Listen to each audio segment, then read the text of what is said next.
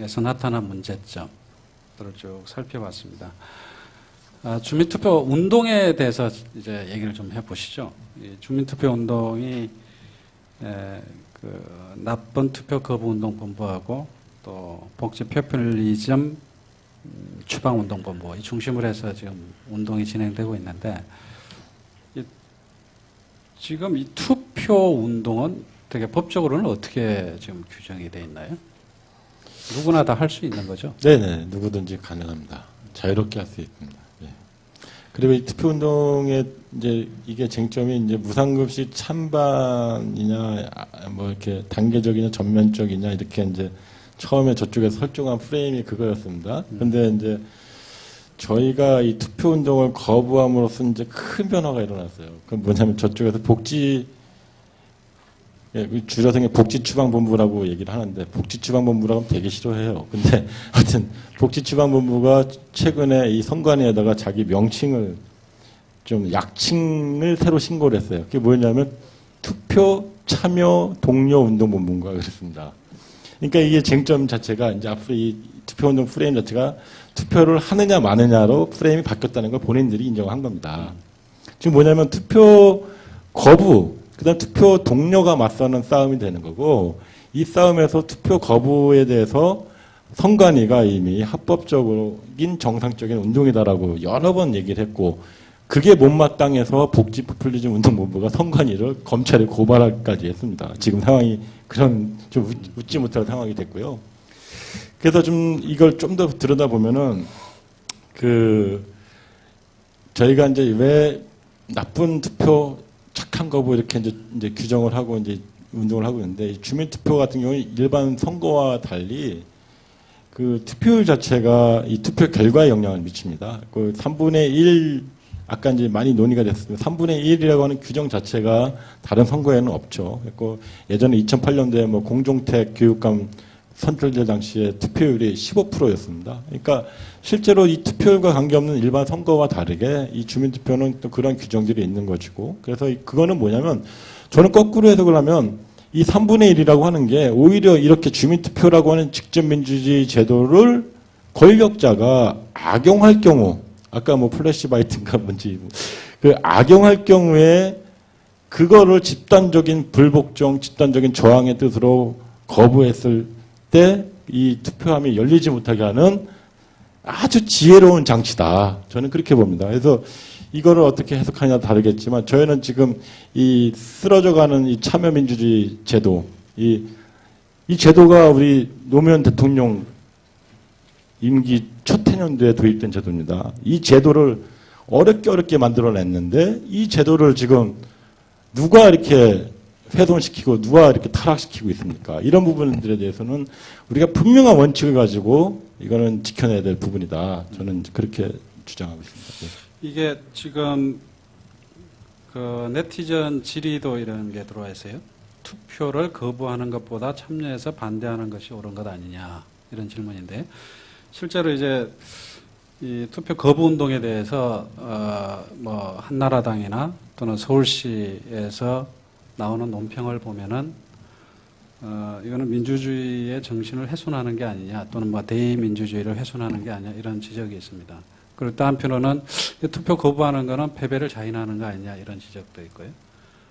아까 뭐 나쁜 투표라고 규정을 해주셨는데 뭐 관련해서 이런 지적들에 대해서 어떤 의견이신지 한번 말씀해 주시죠. 우선은 한마디로 말씀드리면 지금 불법, 편법, 꼼수가 난무하는 부정한 게임에 우리가 들어가야 되느냐 하는 겁니다. 그러니까 일단은 찍을 안이 없는데 문안 중에 우리가 선택할 안이 없고 저들이 원하는 안과 우리의 안은 그냥 흙을 뿌려놔서 도저히 먹을 수 없는 음식인데 들어가는 게 맞느냐. 그러니까 예를 들면은 올림픽 경기를 하는데 상대방은 막 색칼과 유리 조각을 가지고 우리를 흠집낼 준비를 하고 있어요. 그러면 들어가는 사람이 바보죠. 그걸 알고 있는 상황에서. 이거는 게임이 아니거든요. 정당한 게임이 아니기 때문에 그 게임을 거부하는 게 옳은 선택이다라는 거고, 그 다음에 이제 정치학적으로 민주주의 이론으로 말씀드리면 이제 제가 투표 거부하는 게 정답이다 이러면은 아니 교수가 어떻게 투표를 거부하라고 말할 수 있느냐. 그러니까 우리 국민들이 투표는 국민들의 의무다 이렇게 배웠단 말이에요. 4대 의무 중에 하나다 이렇게 배웠기 때문에 또 투표 참여를 선관위에서 독려하는 것을 여러 번 봐왔단 말이에요. 그러니까 투표는 해야 되는 게 아닌가 이렇게 생각하는데 선거가 의무인 나라가 있습니다. 호주처럼. 그런 나라는 안 하면 벌금을 받게 되죠. 그래도 벌금 내고 안 해도 되는 거지만 의무가 아닌 한은 선거도 기권이 하나의 선택입니다. 그래서 저는 여태까지 선거를 제가 20여 년간 연구해 왔지만 선거 기권자를 도덕적으로 잘못했다라고 나무랜 적이 없어요. 왜냐하면 그것도 개인의 선택이기 때문에. 그러니까 선거를 기권하는 것은 뽑을 사람이 없다 이거거든요. 근데 이제 기왕이면 차선이라도 뽑아라 이렇게 권유를 하는 거지 안 뽑는 건 자기의 권리입니다. 그래서 실제로 선거날마다 조선일보는 젊은이들이 투표를 안 하고 놀러 간다. 투표장이 한산하다. 이런 기사를 항상 내보냈습니다. 젊은이들의 투표율을 낮추면 이제 그 진보 진영에게 불리할 거라고 생각해서 그런 다분히 정치적인 글을 썼지만 거기에 대해서 선관위가 뭐 경고를 하거나 이런 적이 없어요. 왜냐하면은 기권도 하나의 권리이기 때문에. 그런데 그거는 선거의 경우인데 주민 투표는 더 이게 그 권리입니다. 불참하는 게. 왜냐하면은 투표율이 33%가 넘어야지만 33.4%인가요? 33.4%가 넘어야만 이 주민투표가 성립이 되기 때문에 주민투표의 성립을 막기 위한 의도를 가지고 있는 사람은 그냥 불참하는 게 하나의 선택지라는 거죠. 그러니까 우리가 A, B 두 개, 1, 2 두 개 가지고 찍는 게 아니라 이번 주민투표는 우리나라뿐만 아니라 어느 나라나 그렇습니다. 주민투표의 핵심은 1, 2, 3이 있다는 거예요. 선택지가 3개가 있는 거죠. 근데 1도 싫고 2도 우리 게 아니면은 3이 우리 거로 되는 거죠. 그래서 3을 택함으로써 오히려 그 지금 그 교육청이 서울교육청이 하고 있는 단계적 무상급식을 아이들에게 제공할 수 있다는 거죠. 그래서 이 3을 택하는 게 불참을 택하는 게 민주주의 이론에도 맞고 그 불참을 하라고 그 주민투표의 경우에는 투표율이 과반수가 아니라 33.4%만 되면 투표가 성립한 것으로 인정을 하고 거기에서 이제 어떤 안이 과반수를 택했나 보는 거거든요. 그래서 그런 주민투표의 특성에 비추어 봐도 또 선거에서 기권은 자연스러운 거고 가능하면 선거에서는 그래도 후보가 있으니까 대안이 그래도 차선이라도 뽑아라 이렇게 얘기하지만 주민투표는 아주 적극적으로 불참 운동이 하나의 그 선거 운동이다. 그래서 선관위가 어떻게 법으로도 그래서 투표를 독려하는 공무원의 그 운동이 불법입니다. 그래서 예를 들면 지금 뭐 서울시 대변인이라든지 이런 분들이 트윗에다 이번 투표의 의의를 막 홍보하고 이러는데 저는 이거 불법이라고 봅니다. 그래서 오히려 공무원이 그 투표를 독려하는 행위가 주민투표법에 명백하게 불법이라고 되어 있고 그리고 불참 운동을 하는 것이 합법이라고 선관위가 유권 해석을 내렸기 때문에 여러분들이 불편을 느끼실 게 없이 오히려 불참하는 게 나의 권리를 제대로 발휘하는 거다. 이렇게 떳떳한 마음을 가지셨으면 좋겠어요. 예. 일상적인 어떤 우리 매번 대통령 선거라든지 그다음에 국회의원 선거라든지 이런 거 할 때는 어떤 필수적인 그러한 국민들의 의사 표현을 해야 될 이런 부분이 있을지도 모르죠. 그렇지만 이제 이 주민투표라고 하는 것은 특별한 계기거든요. 특별한 이제 투표거든요. 그래서 여기에 대해서 반드시 참여해야 될 어떤 정치적인 도덕적 의무를 느낄 이유는 사실 전혀 없는 것이고요. 지금 조기숙 교수님이 말씀하신 것처럼 이게 그 특별한 주민들의 어떤 청구에 또 더구나 이 경우에는 시장의 어떤 공모에 의한 이런 거에 대해서는 거부할 수 있는 것이 이 주민투표에 임하는 또 하나의 어떤 선택지, 당연한 내재적인 당연한 선택지라고 생각할 수가 있을 것입니다. 그래가지고 이 주민투표 거부가 있던 결코 나쁜 게 아니고 그 불참이 나쁜 게 아니고 오히려 그것이 또 하나의 이 주민투표에 대한 정치적인 정당한 의사표시라고 하는 이런 점이 인식이 됐으면 좋겠습니다. 저는 이제 그렇게 생각합니다. 저희가 이번 주민투표에서 꼭 지켜야 될 것 2가지가 있다. 뭐냐? 첫 번째는 당연히 친환경 무상급식입니다. 이제 막 발걸음 떼기 시작한 이제 한 학기 지난 우리 서울 지역에서 친환경 무상급식이고요.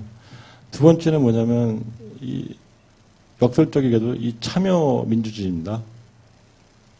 이 2가지는 꼭 지켜야 되겠다. 이 오세훈 시장에 의해서 유린당한 이 참여민주주의 우리가 지켜야 된다. 그런데 우리가 투표에 참여를 하면 친환경 무상급식 하나만 지킬 수 있습니다. 그러나 투표에 거부하면 이 두 가지 모두를 다 지킬 수 있습니다. 저희는 그래서 저희 지지자 중에서도 왜 투표 참여 안 하냐라고 얘기하시는데 저희는 말씀드리고 싶습니다. 가장 확실하게 우리가 오세훈 시장과 이 민주주의를 유린한 사람들에게 승리를 우리가 가지고 올 수 있는 것은 투표 거부를 통해서 친환경 무상급식도 지키고 민주주의도 지키는 이 싸움이다. 저는 그렇게 봅니다. 네, 굉장히 좋은 말씀인 것 같고요. 한마디만 덧붙이면은, 그러니까 지금 이게 불법, 편법, 그 꼼수로 얼룩진 이 나쁜 주민투표를 국민들이 단호히 거부해야지만 다음에는 시장들이 이런 걸 가지고 정치적 게임을 하지 않는다는 거죠. 그래서 오히려 사실은 이 직접 민주주의에 대해서 학자들도 굉장히 우려를 많이 합니다. 서구의 학자들도 이런 식으로 정치인들의 정치 게임에 악용될 우려가 있기 때문에 이제 많이 우려를 하는데, 이렇게 악용될 수 있는 이런 몰상식적이고 탈법적인 주민투표를 주민들이 단호히 거부함으로써 오히려 제도의 선한 측면을 우리가 살릴 수 있는 거죠. 그래서 불참하는 것만이 이 참여민주주의의 정신을 우리가 지키는 것이다, 이렇게 생각을 합니다. 불참이 제3의 선택지인 거죠. 예. 말씀하신 대로 2개의 선택지가 아니라 3개의 선택지를 지금 놓고 하는 것입니다. 이게 법적으로도 지금 선거 거부 운동이 허용되는 건가요? 오래전부터 그거는 허용돼 왔고요. 선관위 일관된 입장입니다. 이번에 새로 나온 게 아니고요. 계속 선관위가 그런 입장을 갖춰왔기 때문에 이번에 달리 얘기할 수가 없는 거죠. 그러면 누구나 서울 시민 누구나 그렇죠. 거부 아까 말씀하신 운동할 대로 수 공무원이라든가 이러한 특별한 사람들 빼놓고는, 그다음에 다른 이제 시도 사람들 빼놓고는 모두가 선거 운동을 할 수가 있습니다. 심지어는 선관위 위원도 투표 독려 운동을 못하게 돼 있습니다. 주민투표에서는. 네. 우리가 선거 때는 선관위가 매일 광고하고 홍보하고 그러잖아요. 투표하면은 심지어 무슨 투표하고 나면은 어디 박물관 무슨 무료 증도 있고 이렇게 뭔가 동기를 부여해서 투표율을 올리려고 하는 게 선관위의 의무인데, 주민투표에 관해서는 선관위가 투표 독려를 하는 게 오히려 불법입니다. 그래서 주민투표가 보통 선거와 다르다는 거를 많은 서울 시민들이 모르시는 것 같아요. 그래서 이 부분에 대해서는 꼭 주위 분들에게 자담을 보신 분들은 꼭 주위 분들에게 설명을 해주시면 고맙겠습니다. 근데 지금 나쁜 투표 거부운동본부 쪽에서 오세훈 서울시장, 조은희 정무부시장, 이종현 서울시 대변인 이 세 분을 주민투표법 위반으로 고발하신 걸로 알고 있는데. 네.